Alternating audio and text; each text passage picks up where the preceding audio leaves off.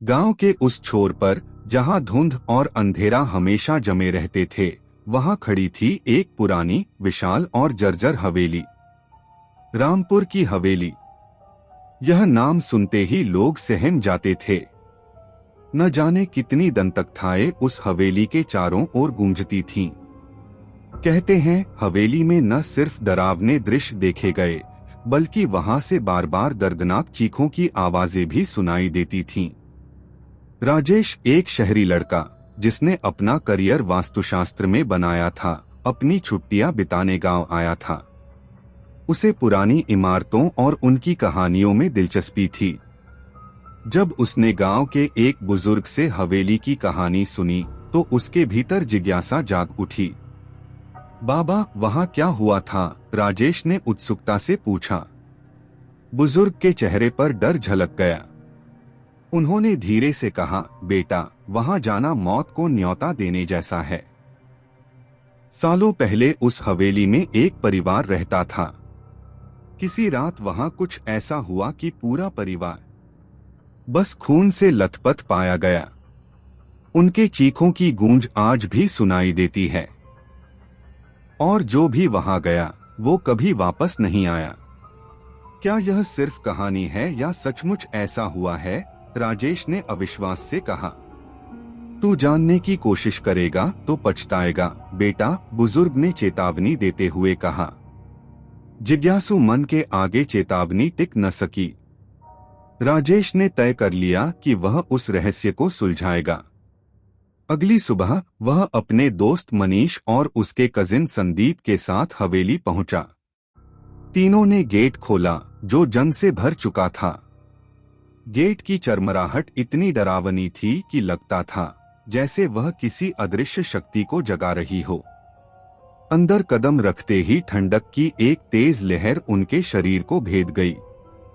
हवेली के अंदर का वातावरण गाढ़े अंधेरे और घुटन से भरा था। यार, ये जगह सच में अजीब है, मनीष ने धीरे से कहा।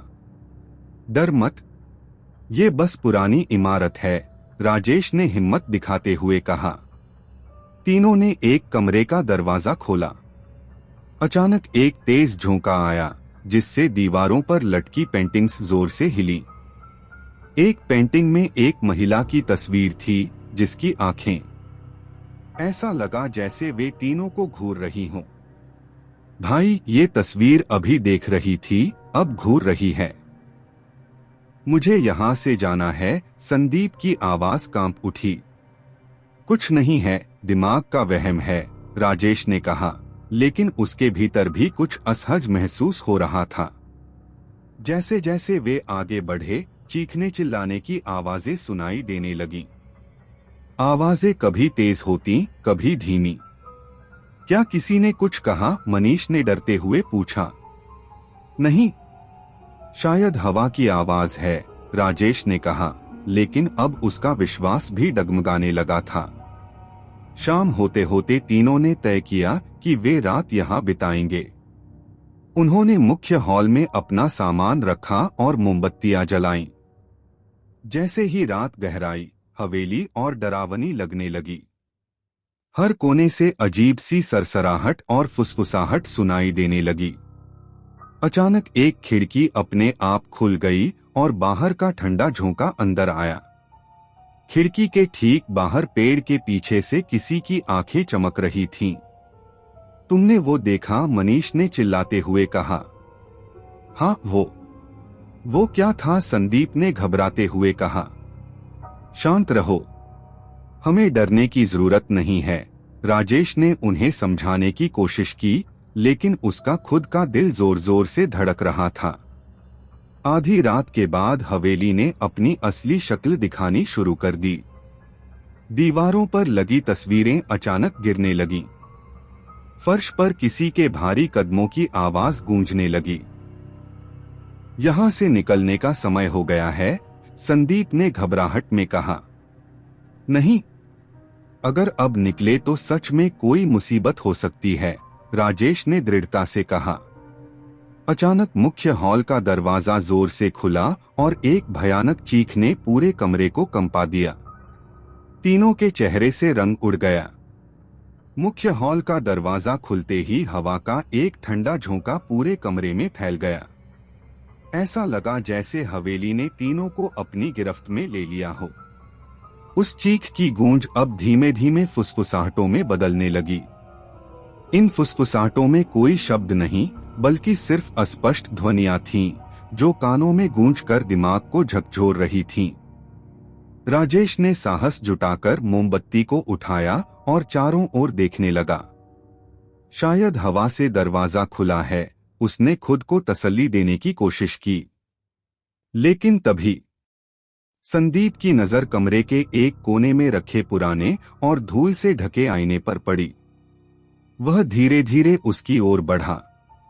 यह आईना यहाँ पहले नहीं था, या शायद हमने देखा नहीं। उसकी आवाज अब डर के साथ धीमी हो चुकी थी। संदीप, रुक जाओ, मनीष ने उसे रोका। लेकिन संदीप जैसे किसी अदृश्य शक्ति के वश में था। उसने अपने कांपते हाथों से आईने पर जमी धूल पोंछी। जैसे ही आईना साफ हुआ, उसमें तीनों की धुंधली परछाई दिखने लगी। पर कुछ गलत था। ये क्या? राजेश ने चिल्लाते हुए कहा। आईने में उनकी परछाइयों के पीछे किसी और की आकृति थी। एक औरत, बिखरे बालों वाली और सफेद साड़ी पहने, जिनके नुकीले दांत और लाल चमचमाती आंखें साफ नजर आ रही थीं। भागो! मनीष चीखा और तीनों डर से पीछे हट गए। लेकिन जैसे ही वे पीछे हटे, आईने में वह आकृति हंसने लगी। उसकी आवाज, एक कर्कश और दर्द भरी हंसी, पूरे कमरे में गूंज उठी। तुम यहाँ क्यों आए हो? एक फुसफुसाती आवाज उनके पीछे से आई। तीनों ने तुरंत पलटकर देखा, पर वहां कुछ नहीं था। अब हवेली का हर कोना जैसे उन्हें घूर रहा था। चारों ओर से अजीब अजीब आवाजें आने लगीं। राजेश ने कोशिश की कि तीनों को शांत रखे, लेकिन खुद उसका दिल जोर जोर से धड़क रहा था। हमें यहाँ रुकना नहीं चाहिए, मनीष ने लगभग गिड़गिड़ाते हुए कहा। नहीं, अगर हम भागे तो शायद और बुरा होगा। हमें सुबह होने तक यहाँ टिके रहना चाहिए, राजेश ने कहा। और क्या बुरा होगा? वो आईना, वो औरत, वो आवाजें, संदीप ने कहा। उसकी आंखों में आंसू थे। यह सब हमारी कल्पना हो सकती है। राजेश ने कुछ कहने की कोशिश की, तभी छत पर जोर की खटपट हुई, जैसे कोई भारी चीज दौड़ रही हो। ये क्या है? अब मनीष ने कांपते हुए कहा। राजेश ने छत की ओर देखा। अंधेरे में कुछ स्पष्ट नहीं हो रहा था, लेकिन आवाजें और तेज हो गईं। राजेश ने साहस जुटाया और पास के एक छोटे दरवाजे की ओर बढ़ा। हमें देखना होगा कि यहाँ क्या है। अगर हम सिर्फ डरेंगे तो कुछ पता नहीं चलेगा। दरवाजा खोलते ही एक सीढ़ी दिखाई दी, जो नीचे बेसमेंट की ओर जा रही थी। बेसमेंट से ठंडी और सड़ीगली बदबू आ रही थी। मैं वहां नहीं जाऊंगा, मनीष ने तुरंत कहा। तुम यहाँ रुको, मैं और संदीप नीचे देखते हैं, राजेश ने कहा। संदीप की हालत खराब थी, लेकिन वह राजेश के साथ चल पड़ा। दोनों ने टॉर्च की रोशनी में सीढ़ियों से नीचे उतरना शुरू किया। बेसमेंट में घुप अंधेरा था। दीवारों पर फफूंद जमी हुई थी और हवा में सड़े हुए मांस जैसी गंध थी। यह जगह इतनी ठंडी क्यों है? संदीप ने कहा। शायद यहाँ सूरज की रोशनी नहीं आती, राजेश ने कहा, लेकिन उसके दिल में भी डर घर कर चुका था। उन्होंने देखा कि बेसमेंट के बीचों बीच एक पुरानी लकड़ी की कुर्सी रखी थी। कुर्सी के चारों ओर लाल रंग के अजीब निशान बने हुए थे, जो सूखे खून जैसे लग रहे थे। यह क्या है? संदीप ने कांपते हुए पूछा। राजेश ने निशानों को गौर से देखा। तभी अचानक कुर्सी हिलने लगी। भागो! राजेश चिल्लाया, लेकिन उनके पैर जैसे जमे हुए थे। कुर्सी अब जमीन पर घिसटते हुए उनकी ओर बढ़ रही थी। और तभी बेसमेंट की छत पर लटकती एक महिला का चेहरा दिखाई दिया। उसकी आंखें खून जैसी लाल थीं और उसका चेहरा आधा जला हुआ। उसकी गर्दन टेढ़ी थी, जैसे किसी ने उसे फांसी पर लटका दिया हो। तुम्हें बचने का कोई मौका नहीं, वह धीमी डरावनी आवाज में बोली। बेसमेंट के भीतर का माहौल अब पूरी तरह से भयावह हो चुका था। छत से लटकती उस महिला की टेढ़ी गर्दन और खून जैसी लाल आंखों को देखकर संदीप की सांसें अटक गईं। उसका गला सूखने लगा और वह वहीं जमीन पर गिर पड़ा। संदीप, उठो, हमें यहाँ से निकलना होगा। राजेश ने उसकी बाह पकड़कर खींचने की कोशिश की, लेकिन उसकी आंखें महिला पर गड़ी हुई थीं। महिला अब हंसने लगी, एक दर्द भरी कर्कश हंसी जो पूरे बेसमेंट की दीवारों से टकराकर गूंज रही थी। उस हंसी में एक अजीब सा दर्द और क्रोध था, जैसे वह उन्हें चेतावनी दे रही हो कि उनका यहाँ से बाहर निकल पाना नामुमकिन है। तुमने मुझे परेशान क्यों किया? महिला की आवाज गूंजने लगी, लेकिन उसका मुंह हिल नहीं रहा था। उसकी आंखें अब खून के आंसू बहाने लगीं। राजेश ने अपने भीतर की हिम्मत को समेटते हुए संदीप को खड़ा किया। हम यहाँ से भाग रहे हैं अभी, और इसी वक्त उसने कठोरता से कहा। दोनों ने जल्दी जल्दी बेसमेंट की सीढ़ियां चढ़नी शुरू की, लेकिन जैसे ही वे ऊपर पहुंचे, दरवाजा अपने आप बंद हो गया।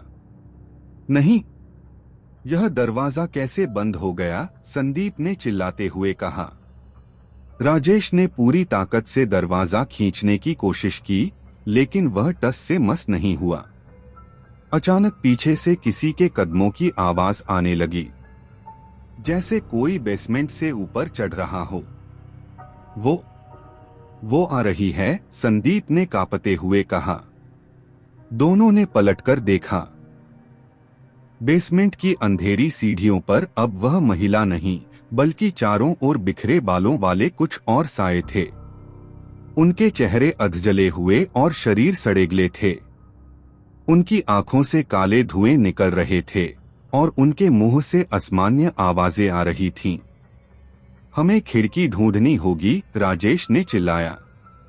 राजेश और संदीप ने खुद को किसी तरह उस कमरे से बाहर निकाला और मनीष को ढूंढने लगे। मनीष, मनीष, तुम कहाँ हो? राजेश ने जोर से आवाज लगाई। हॉल में कोई जवाब नहीं आया।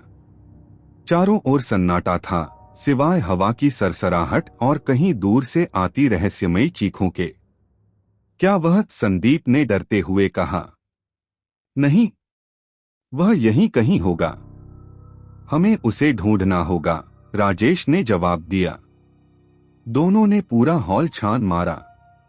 दीवारों पर अब भी खून के धब्बे दिखाई दे रहे थे और हर कोने से एक अजीब सी ठंडक फैल रही थी। अचानक एक कमरे के अंदर से धीमी फुसफुसाहट सुनाई दी। राजेश, मैं यहाँ हूँ। यह मनीष की आवाज थी, लेकिन वह बेहद कमजोर और डरी हुई लग रही थी। राजेश और संदीप कमरे की ओर दौड़े। दरवाजा खुला हुआ था और अंदर का दृश्य ऐसा था जिसने उनके रोंगटे खड़े कर दिए। मनीष एक कोने में बैठा था, लेकिन वह पहले जैसा नहीं लग रहा था। उसकी आंखें सूजी हुई थीं और वह कांप रहा था। उसके चेहरे पर बड़े बड़े खरोंच के निशान थे। तुम ठीक हो? राजेश ने पूछा और उसे उठाने की कोशिश की। वो यहाँ थी। उसने मुझसे कहा कि मैं यहाँ से कभी नहीं जा सकता, मनीष ने कांपते हुए कहा।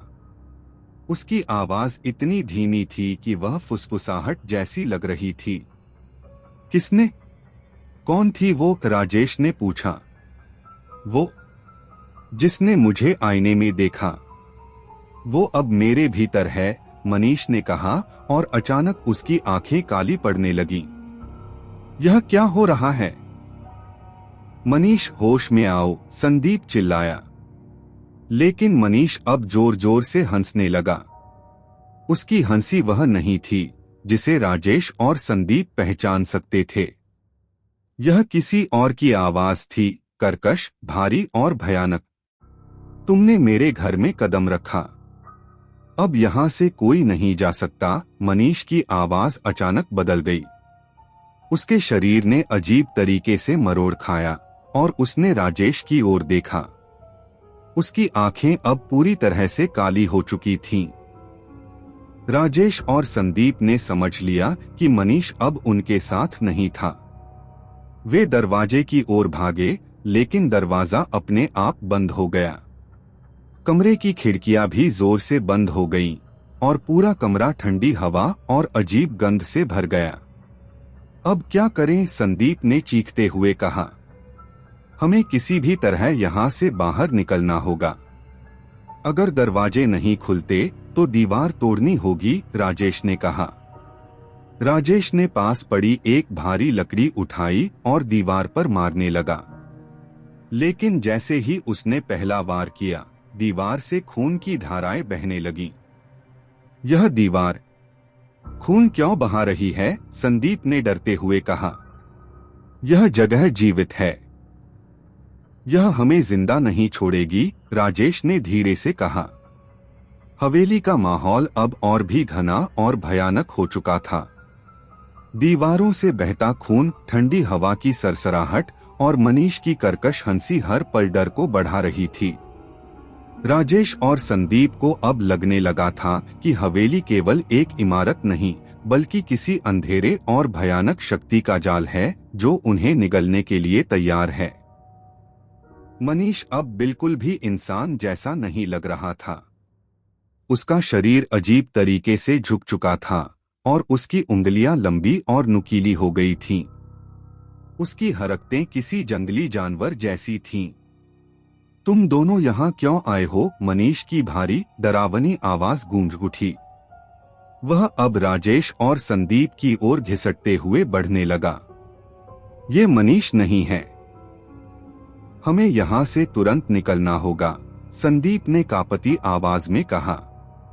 भागो, राजेश ने चिल्लाया और कमरे के दूसरे कोने की ओर दौड़ा, जहाँ एक खिड़की थोड़ी खुली हुई थी। मनीष, जो अब एक भूथा साया बन चुका था, अचानक जमीन से उछलकर खिड़की के सामने आ गया। उसकी आंखों से लाल रोशनी निकलने लगी और उसने एक जोर की चीख मारी। उस चीख ने कमरे की दीवारों को हिला दिया और राजेश व संदीप के कानों में खून टपकने जैसा महसूस हुआ।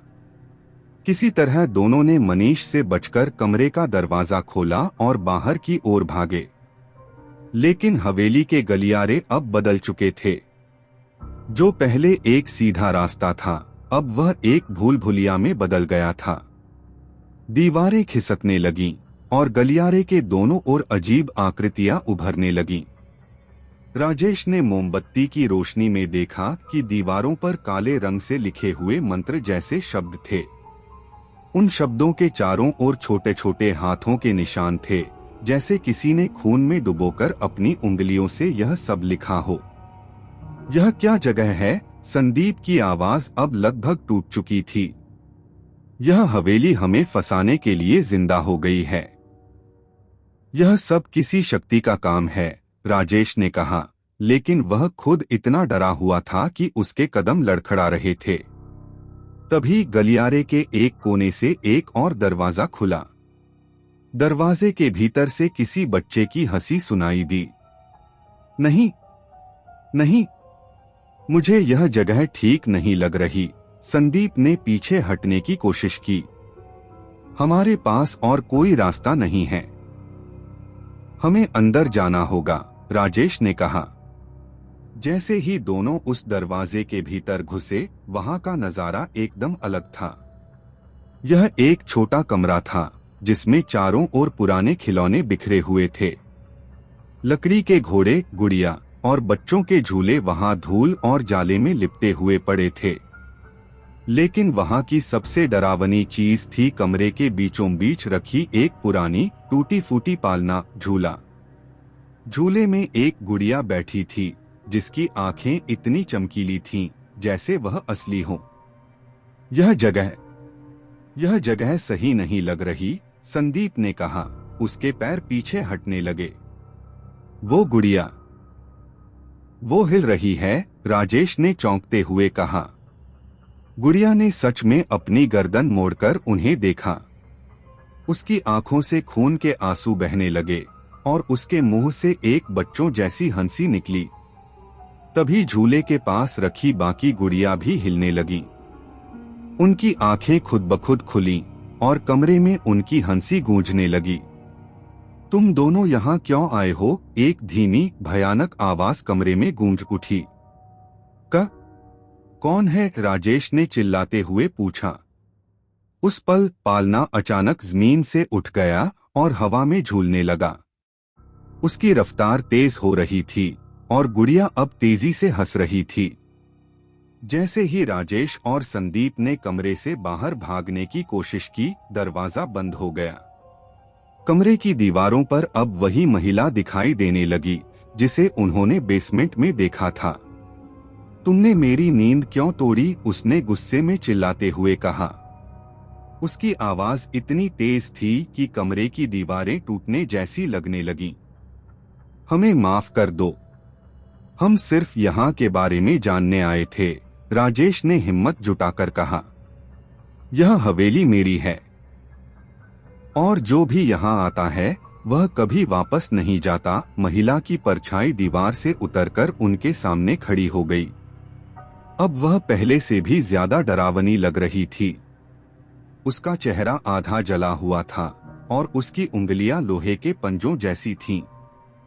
हमने कुछ नहीं किया, हमें जाने दो, संदीप ने रोते हुए कहा। महिला ने अपनी लंबी उंगलियों से संदीप के चेहरे की ओर इशारा किया। तभी संदीप अचानक हवा में उठ गया। वह जोर जोर से चिल्लाने लगा, लेकिन उसकी आवाज धीरे धीरे दबने लगी। संदीप, उसे छोड़ दो, राजेश ने चीखते हुए कहा। महिला ने एक कर्कश हंसी के साथ संदीप को दीवार पर फेंक दिया। संदीप बेहोश होकर नीचे गिर पड़ा। राजेश ने अब महसूस किया कि यहाँ कुछ और बड़ा रहस्य छिपा हुआ है। यह हवेली केवल भूतों का अड्डा नहीं थी। यहाँ कुछ ऐसा था जिसने इसे शापित बना दिया था। तुम यहाँ से बाहर नहीं जा सकते। यह हवेली तुम्हारी कब्र बन जाएगी, महिला ने कहा और कमरे की हवा अचानक ठंडी हो गई। राजेश ने चारों ओर देखा। उसे दीवार पर बने उन पुराने चिन्हों में से एक में कुछ चमकती हुई चीज दिखाई दी। वह किसी तरह संदीप को खींचते हुए उस ओर बढ़ा। मुझे यहाँ से निकलने का रास्ता पता लगाना होगा, नहीं तो हम मर जाएंगे, उसने खुद से कहा। दीवार के पास पहुंचते ही उसने देखा कि वहां एक पुराने दरवाजे की आकृति बनी हुई थी जो शायद असली दरवाजा हो। कमरे की दीवार पर बने उस दरवाजे के निशान ने राजेश की उम्मीद को थोड़ी देर के लिए जिंदा कर दिया। लेकिन कमरे का माहौल अब भी उसकी उम्मीदों को कुचलने की कोशिश कर रहा था। महिला की परछाई दीवारों से निकलकर उसके पास मंडराने लगी और संदीप अब भी जमीन पर बेहोश पड़ा था। अगर यह दरवाजा असली है तो यह शायद हमारा आखिरी मौका है, राजेश ने खुद को समझाने की कोशिश की। उसने दीवार पर बने उस अजीब दरवाजे को छूने के लिए हाथ बढ़ाया। जैसे ही राजेश ने दीवार को छुआ, ठंडी हवा का एक तेज झोंका उसके पीछे से गुजरा। महिला की चीख गूंज उठी, तुम्हें लगता है कि तुम बच सकते हो? यह दरवाजा तुम्हें मौत के और करीब ले जाएगा। पर राजेश अब रुकने वाला नहीं था। उसने दरवाजे को और जोर से धक्का दिया। अचानक दीवार के पत्थर अपनी जगह से हटने लगे और उनके पीछे एक गुप्त सुरंग दिखाई दी। लेकिन सुरंग से आती गंध इतनी सड़ी हुई थी कि राजेश को उल्टी जैसा महसूस होने लगा। संदीप, उठो, हमें यहाँ से निकलना होगा, उसने संदीप को जोर से हिलाया। संदीप ने धीरे धीरे अपनी आंखें खोली। उसकी आंखों में गहरा डर था, लेकिन उसने खुद को संभालने की कोशिश की।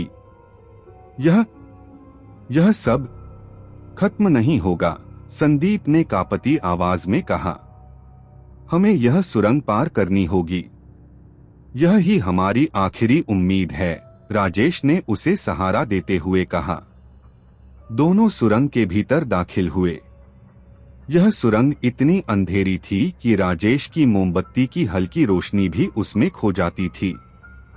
दीवारों पर नमी के साथ काई जमी हुई थी और हर तरफ अजीब सी आवाजें गूंज रही थीं, जैसे कोई उनके कदमों के साथ साथ चल रहा हो। यह जगह तो और भी डरावनी है, संदीप ने धीरे से कहा। सुरंग के भीतर से भयानक चीखों की आवाजें आने लगीं। यह चीखें इतनी असामान्य थीं कि दोनों के रोंगटे खड़े हो गए। ये आवाजें, ये तो इंसानों की नहीं हो सकती, राजेश ने फुसफुसाते हुए कहा। सुरंग के बीच में पहुंचने पर उन्होंने देखा कि वहां जमीन पर अजीब आकृतियां खुदी हुई थीं। इन आकृतियों के बीच में मोमबत्तियां जल रही थीं और उनके पास खून से लथपथ पुरानी किताबें पड़ी हुई थीं। यह क्या है? संदीप ने घबराते हुए पूछा। यह किसी तरह का तांत्रिक क्रियाकलाप लग रहा है, लेकिन यहाँ कौन कर रहा होगा? राजेश ने चारों ओर नजर घुमाई। तभी सुरंग के एक कोने से एक बच्चे की सिसकने की आवाज आई। मदद करो, प्लीज मुझे बचाओ, एक बच्चे की करुण आवाज गूंज उठी। राजेश ने उस आवाज की दिशा में देखा। सुरंग के अंधेरे में एक छोटा सा बच्चा घुटनों के बल बैठा था। उसकी पीठ मुड़ी हुई थी और उसके बाल गंदगी से सने हुए थे। यह बच्चा यहाँ कैसे आया? संदीप ने कांपते हुए कहा। हमें उसकी मदद करनी होगी, राजेश ने आगे बढ़ते हुए कहा। लेकिन जैसे ही वे बच्चे के करीब पहुंचे, उसने धीरे धीरे अपनी गर्दन को घुमाया। उसकी आंखें सफेद थीं और उसकी मुस्कान डरावनी थी। तुम्हें लगा मैं बच्चा हूं? उसने एक गहरी और भयानक आवाज में कहा। तभी बच्चे का शरीर अचानक उछला और दीवार से जा चिपका। उसकी हड्डियां अजीब तरीके से मरोड़ खा गईं और उसके मुंह से काले धुएं का गुबार निकलने लगा। तुम दोनों अब यहाँ से कभी नहीं जा सकते, उसने चीखते हुए कहा। राजेश और संदीप किसी तरह उस बच्चे से बचते हुए सुरंग के और आगे बढ़े। अब उनकी सांसें तेज हो चुकी थीं और हर कदम भारी लग रहा था। आखिरकार सुरंग के अंत में एक बड़ा कमरा दिखाई दिया। यह कमरा किसी प्राचीन पूजा स्थल जैसा लग रहा था। चारों ओर पत्थर के खंभे थे और उनके बीच में एक बड़ा पत्थर का ताबूत रखा था। यह ताबूत यहाँ क्यों है? संदीप ने पूछा। शायद यही इस हवेली के पीछे का राज है, राजेश ने जवाब दिया। जैसे ही उन्होंने ताबूत के करीब जाने की कोशिश की, हवा में फिर से वही महिला की भयानक चीख गूंजने लगी। उसे मत छुओ, महिला की परछाई कमरे में चारों ओर फैलने लगी। लेकिन राजेश ने अब ठान लिया था कि वह इस रहस्य को सुलझाएगा। उसने ताबूत को छूते ही महसूस किया कि उसमें से गर्मी निकल रही थी। यह ताबूत गर्म क्यों है? क्या इसमें कोई जिंदा है? राजेश ने खुद से कहा। तभी ताबूत का ढक्कन धीरे धीरे हिलने लगा। अंदर से किसी के सांस लेने की आवाजें आ रही थीं। जैसे ही ताबूत का ढक्कन पूरी तरह खुला, अंदर का दृश्य दोनों की आत्मा को झकझोरने के लिए काफी था। ताबूत के अंदर वही महिला पड़ी थी जिसका चेहरा जला हुआ था, लेकिन वह पूरी तरह मरी हुई नहीं थी। उसकी आंखें खुल गईं और उसने दोनों की ओर देखा। तुमने मुझे क्यों जगाया? अब तुम मेरी जगह इस ताबूत में रहोगे, उसने जोर से चीखते हुए कहा। ताबूत से निकलती महिला की आंखों में आग की तरह चमक थी और उसकी चीख ने पूरे कमरे को हिलाकर रख दिया। राजेश और संदीप एक पल के लिए पूरी तरह से जड़ हो गए। उनकी हिम्मत जवाब दे रही थी, लेकिन अब इस डर ने उन्हें और भी तेजी से भागने पर मजबूर कर दिया। तुम मेरे शाप का हिस्सा बन गए हो, महिला की कर्कश आवाज कमरे में गूंजने लगी। उसकी उंगलियां ताबूत से बाहर निकलते ही लंबी और पंजों जैसी हो गईं। हमें भागना होगा। संदीप राजेश ने संदीप का हाथ पकड़ा और उसे घसीटते हुए उस कमरे से बाहर की ओर भागा। लेकिन हवेली ने उन्हें इतनी आसानी से छोड़ने का इरादा नहीं किया था। जैसे ही दोनों ने सुरंग से वापस निकलने की कोशिश की, उन्हें महसूस हुआ कि दीवारें लगातार बदल रही थीं। जो रास्ता कुछ देर पहले सीधा था, वह अब किसी भूल भुलैया में बदल गया था। दीवारों से आती अजीब आवाजें, उन पर उभरते खून के निशान और हवा में तैरती सिसकियों ने उन्हें अंदर तक झकझोर दिया। यह जगह जिंदा है। यह हमें अपने जाल में फंसा रही है, संदीप ने घबराते हुए कहा। तभी अचानक हवेली के गलियारे में छत से लाल लपटें उतरने लगीं। हर तरफ खून की तेज गंध थी और फर्श पर अचानक से हड्डियां उभरने लगीं। यह तो एक मौत का खेल है। हमें बाहर निकलना होगा, राजेश ने चिल्लाते हुए कहा। महिला अब पूरी तरह से हवा में तैर रही थी। उसका चेहरा और भी भयानक हो चुका था और उसकी आंखों से अजीब रोशनी निकल रही थी। भाग सकते हो तो भागो, लेकिन यह हवेली तुम्हें छोड़ने के लिए नहीं बनी। महिला ने अपने पंजे हवा में लहराए और हवेली की दीवारें अचानक से हिलने लगीं। संदीप को ऐसा लगा कि पूरा कमरा उन पर गिरने वाला है। राजेश, मैं अब और नहीं भाग सकता, संदीप ने कमजोर आवाज में कहा।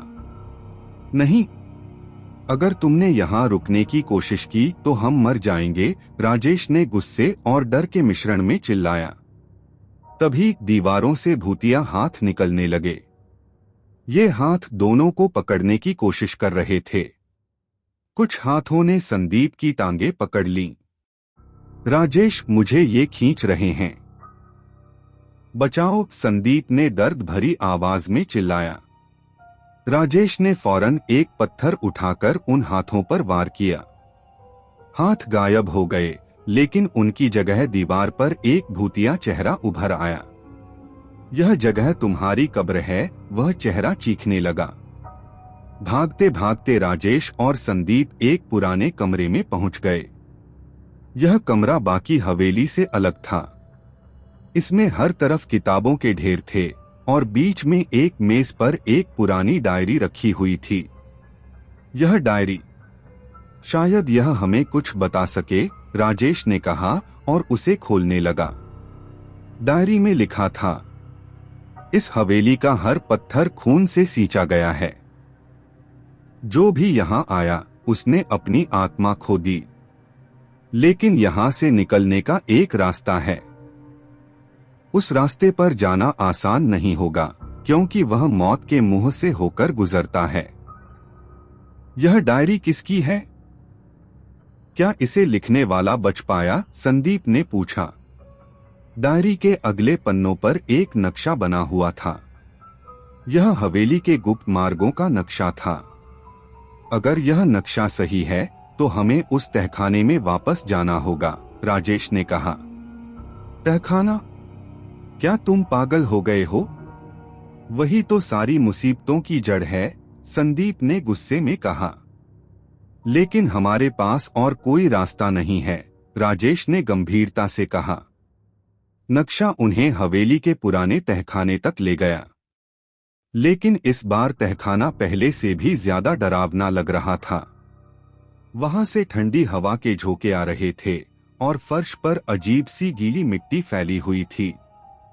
यह जगह तो पहले से भी ज्यादा खतरनाक लग रही है, संदीप ने घबराते हुए कहा। तहखाने के बीचों बीच अब एक बड़ा काला गड्ढा था। उस गड्ढे से अजीब आवाजें आ रही थीं, जैसे कोई चीख रहा हो। यह शायद हवेली का केंद्र है, राजेश ने धीरे धीरे गड्ढे के पास पहुंचते हुए कहा। तभी गड्ढे से एक काले धुएं का गुबार निकला और पूरे कमरे में फैल गया। धुएं के बीच में वही महिला प्रकट हुई। तुम दोनों यहाँ से जिंदा नहीं जा सकते। यह हवेली तुम्हारे खून की प्यास से बनी है और तुम इसे तृप्त करोगे। महिला की चीख ने राजेश और संदीप को घुटनों के बल गिरा दिया। गड्ढे से अब हाथ और चेहरे निकलने लगे। ये वो आत्माएं थीं जो पहले इस हवेली में मर चुकी थीं। अब राजेश और संदीप चारों तरफ से आत्माओं से घिरे हुए थे।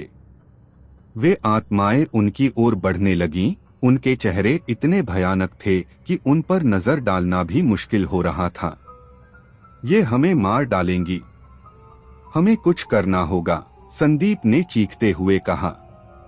राजेश ने डायरी के आखिरी पन्ने को याद किया जिसमें लिखा था कि इन आत्माओं को रोकने के लिए सत्य का दिया जलाना होगा। लेकिन वह दिया कहाँ है? हमें वह दिया खोजना होगा। यह हवेली का एकमात्र अंत हो सकता है, राजेश ने कहा। गड्ढे से निकलती आत्माओं की चीखें अब और तेज हो गईं। राजेश और संदीप के दिलों की धड़कनें इतनी तेज थीं कि उन्हें खुद अपनी सांसों की आवाज सुनाई दे रही थी।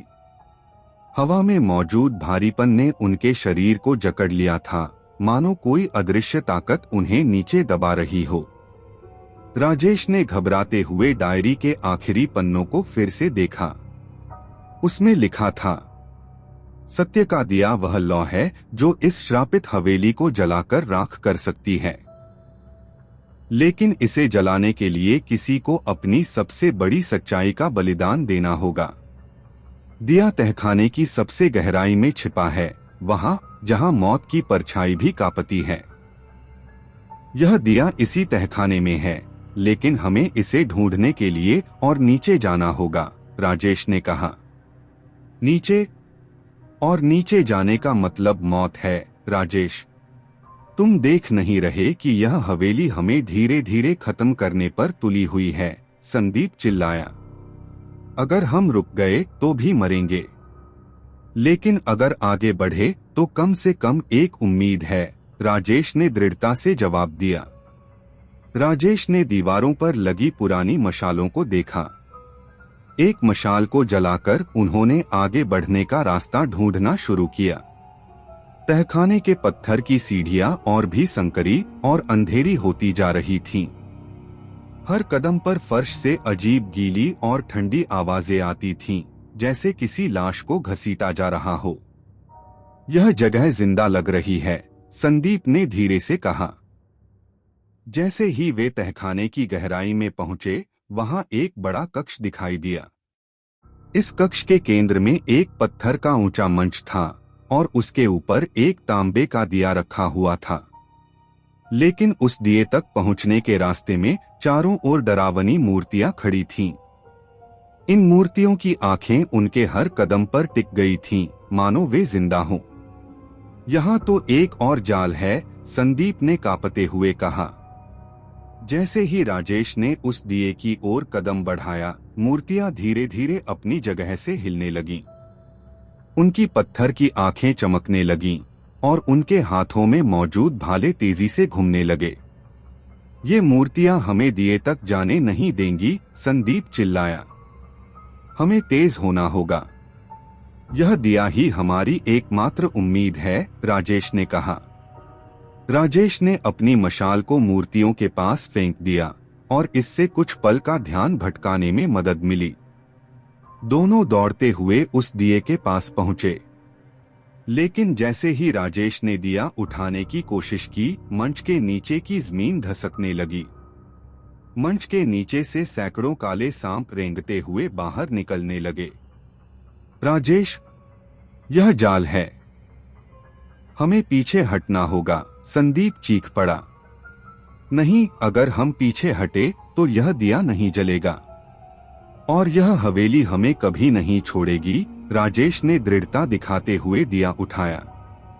जैसे ही राजेश ने दिया उठाया, हवा में एक गूंजती हुई आवाज आई। सत्य का दिया जलाने के लिए तुम्हें अपनी सबसे बड़ी सच्चाई का बलिदान देना होगा।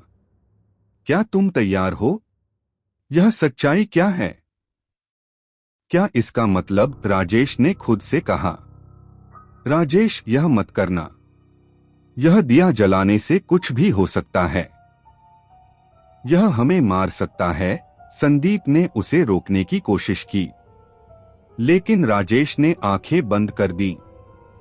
उसके भीतर बचपन से दबे कई सच तैरने लगे। उसके पिता की मौत का राज, उसके छोटे भाई की गलती और उन गलतियों के बोझ जो उसने सालों तक छुपाए थे। मेरा सच यही है कि मैंने हमेशा खुद को इन सभी गलतियों का दोषी माना, लेकिन अब मैं यह बोझ इस हवेली को सौंपता हूँ, राजेश ने कहा। जैसे ही उसने दिया जलाया, एक तेज रोशनी पूरे तहखाने में फैल गई। मूर्तियां टूटने लगीं और हवेली की दीवारें चटकने लगीं। दिया जलते ही महिला फिर से प्रकट हुई, लेकिन इस बार उसका चेहरा और अधिक विकृत था। उसकी चीखें इतनी तेज थीं कि राजेश और संदीप के कानों में खून निकलने लगा।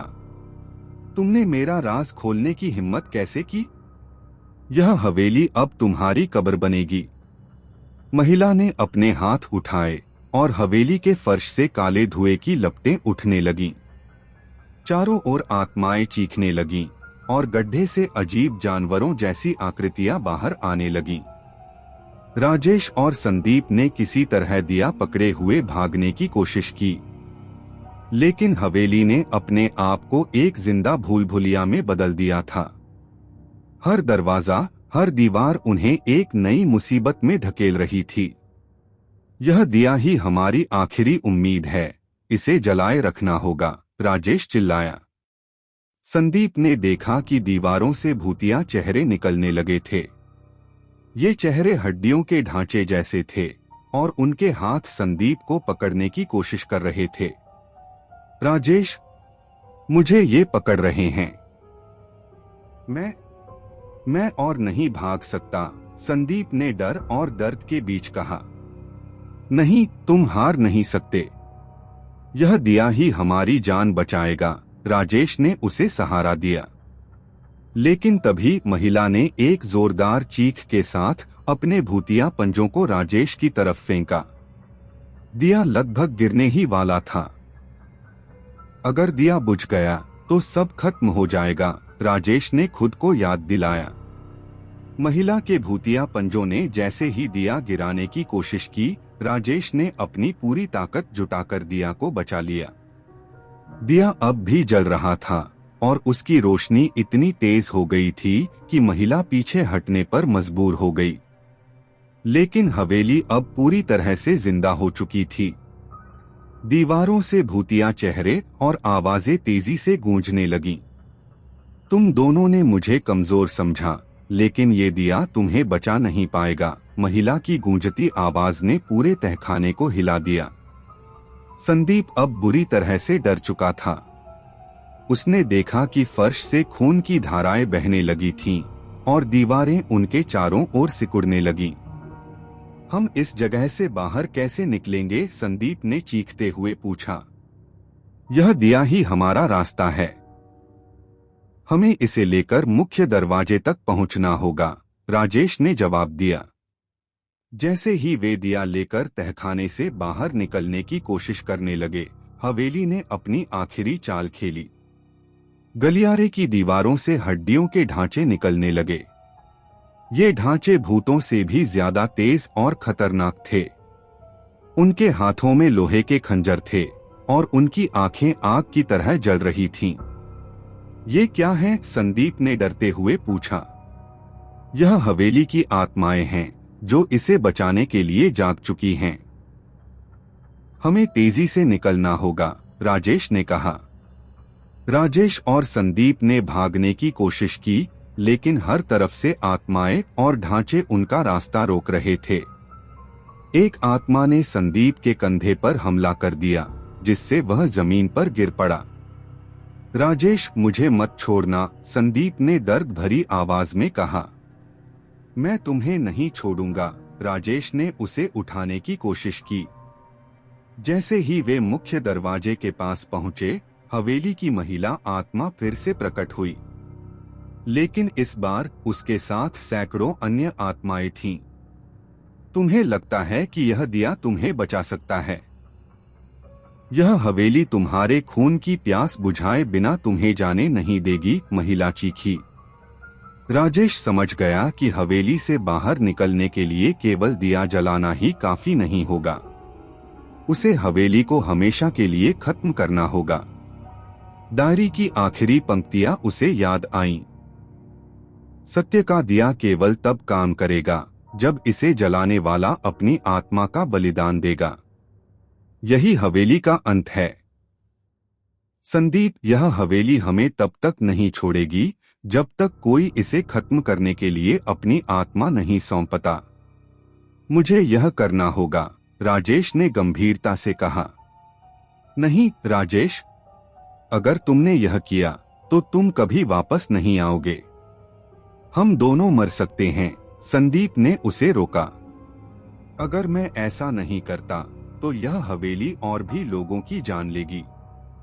मुझे अपनी आत्मा का बलिदान देना होगा। राजेश ने दिया उठाया और उसकी रोशनी को हवेली के केंद्र की ओर मोड़ दिया। दिया जलते ही हवेली के सभी भूत चीखने लगे। महिला आत्मा ने राजेश पर हमला किया, लेकिन दिया की रोशनी इतनी तेज थी कि वह पास नहीं आ सकी। तुम मुझे हरा नहीं सकते, महिला चीखी। राजेश ने अपना हाथ दिया के ऊपर रखा और चिल्लाया, मैं अपनी आत्मा इस हवेली को सौंपता हूँ। यह दिया इसे हमेशा के लिए खत्म कर देगा। जैसे ही राजेश ने ये शब्द कहे, दिया की लौ आसमान छूने लगी। पूरी हवेली जलने लगी और उसमें से निकलने वाली आत्माएं चीख चीख कर खत्म होने लगी। संदीप ने देखा कि राजेश का शरीर धीरे धीरे हवा में गायब हो रहा था। राजेश, मत जाओ, संदीप ने आंसुओं में डूबकर कहा। यह मेरी आखिरी यात्रा है संदीप, तुम बाहर निकलो और जियो। इस हवेली को अब कभी कोई नहीं देखेगा, राजेश ने मुस्कुराते हुए कहा। दिया की रोशनी ने पूरी हवेली को निगल लिया। दीवारें गिरने लगीं और तहखाना पूरी तरह से धराशायी हो गया। संदीप ने किसी तरह दौड़ते हुए मुख्य दरवाजे से बाहर छलांग लगाई। जैसे ही वह बाहर पहुंचा, उसने देखा कि पूरी हवेली आग की लपटों में घिर चुकी थी। वहां अब सिर्फ राख और धुआं बचा था। संदीप ने सुबह होते ही अपनी आंखें खोली। वह हवेली की जगह एक खाली मैदान में पड़ा हुआ था। वहां कोई दीवार, कोई भूत, कुछ भी नहीं बचा था। संदीप ने आसमान की ओर देखा और कहा, राजेश, तुमने अपनी जान देकर हमें बचा लिया। तुम्हारी यह कुर्बानी हमेशा याद रहेगी। वह जगह अब एक साधारण खेत बन चुकी थी। कोई नहीं जानता था कि वहां कभी एक भूतिया हवेली हुआ करती थी। संदीप ने वापस अपने घर जाने का फैसला किया, लेकिन जैसे ही वह गांव की ओर बढ़ा, उसे हवा में एक फुसफुसाहट सुनाई दी। क्या तुमने सच में सोचा कि यह अंत है? संदीप ने डर के मारे पलटकर देखा, लेकिन वहां कोई नहीं था। Like, share and subscribe.